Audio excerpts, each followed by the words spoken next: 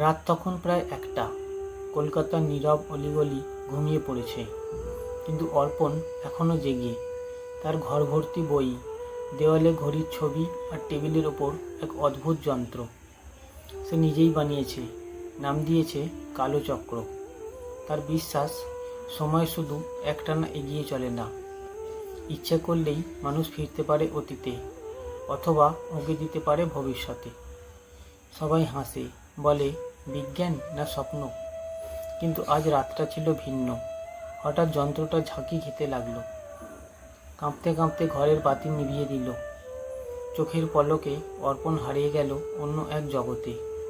1857 সাল, কলকাতা।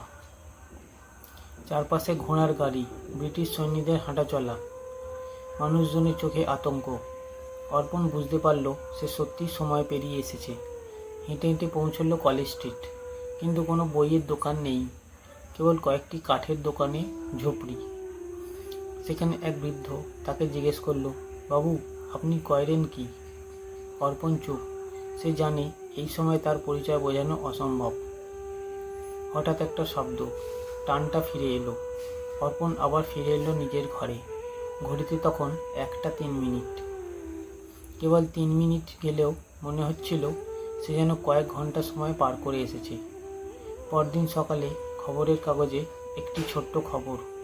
কলেজ স্ট্রিটে মাটির নিচে খনন কাজে পাওয়া গেল একটি পুরনো দিনের নোটবুক, যেখানে লেখা, আমি ভবিষ্যতের মানুষ, 2025 সাল থেকে এসেছি। নোটবুকের নিচে লেখা ছিল অর্পণ ভট্টাচার্য। সময় চলে যায়, কিন্তু যারা সময়ে হাঁটে ইতিহাসে থেকে যায়।